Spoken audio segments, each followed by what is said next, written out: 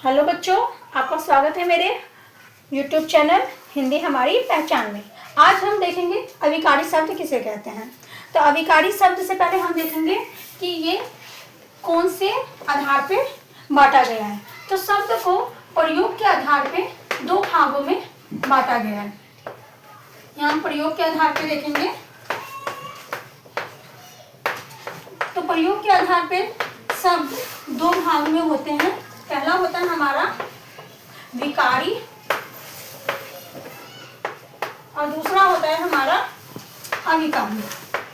तो आज हमारा टॉपिक है अविकारी, लेकिन अविकारी बनाने से पहले मैं थोड़ा सा विकारी शब्द को भी बताना चाहूंगी ताकि आप लोगों को कोई कंफ्यूजन न रहे। तो विकारी शब्द ऐसे शब्द होते हैं जिन शब्दों में लिंग, वचन, कारक, काल के आने से कारक काल में कोई परिवर्तन नहीं होता है, उनको विकारी शब्द बोलते हैं। तो इसमें कौन कौन से शब्द मतलब क्या आते हैं। तो इसमें आता है हमारा संज्ञा, जो मैं पढ़ा चुकी है आपको। उसके बाद आता है हमारा सर्वनाम, सर्वनाम जो मैं करवा चुकी हूँ। विशेषण,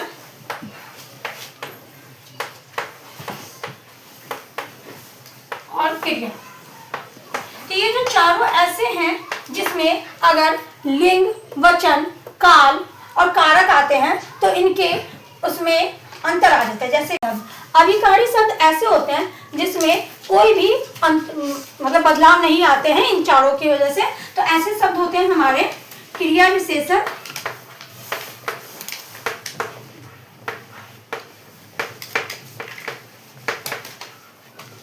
समुच्चय बोधक,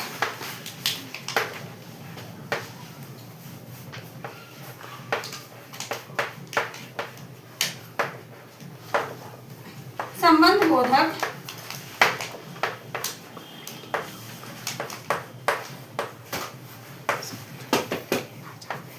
क्रिया विशेषण, समुच्चय बोधक, संबंध बोधक, विस्मयादि बोधक और कहीं कहीं हमें निपात भी देखने को मिलता है।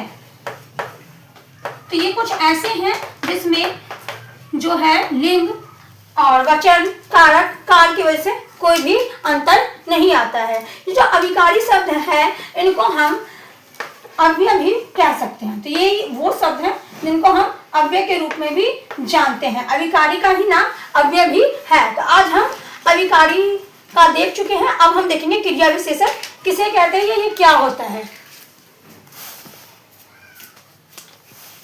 अब हम देखेंगे क्रिया विशेषण। सबसे पहले देखेंगे क्रिया विशेषण किसे कहते हैं।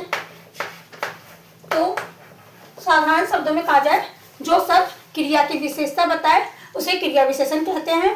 अगर मैं इसका एक एग्जांपल बोलूं तो वह धीरे धीरे चलता है। तो यहाँ चलने की विशेषता बता रहे हैं कि धीरे धीरे, तो ये हमारा क्रिया विशेषण है। ठीक है, तो हम लिख भी सकते हैं कि ऐसे शब्द जो क्रिया की विशेषता बताए।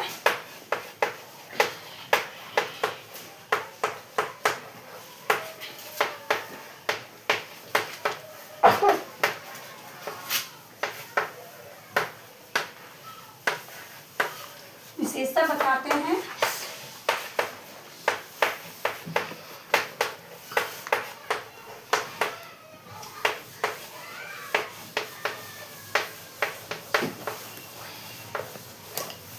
ठीक है, तो उसे क्रिया विशेषण कहते हैं। उसके बाद हम इसके भेद देखते हैं। तो क्रिया विशेषण के चार प्रकार होते हैं, चार भागों में बटा होता है। क्रिया विशेषण के चार भेद होते हैं।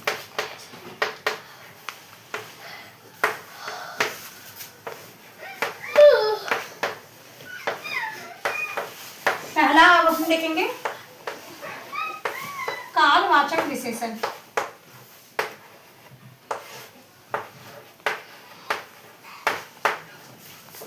कालवाचक विशेषण, तो एक दूसरा देखेंगे स्थानवाचक विशेषण।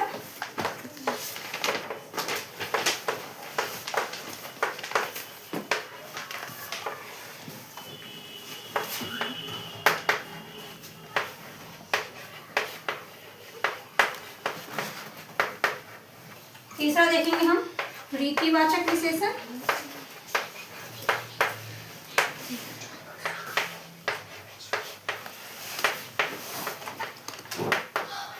और चौथा हम देखेंगे परिमाणवाचक विशेषण।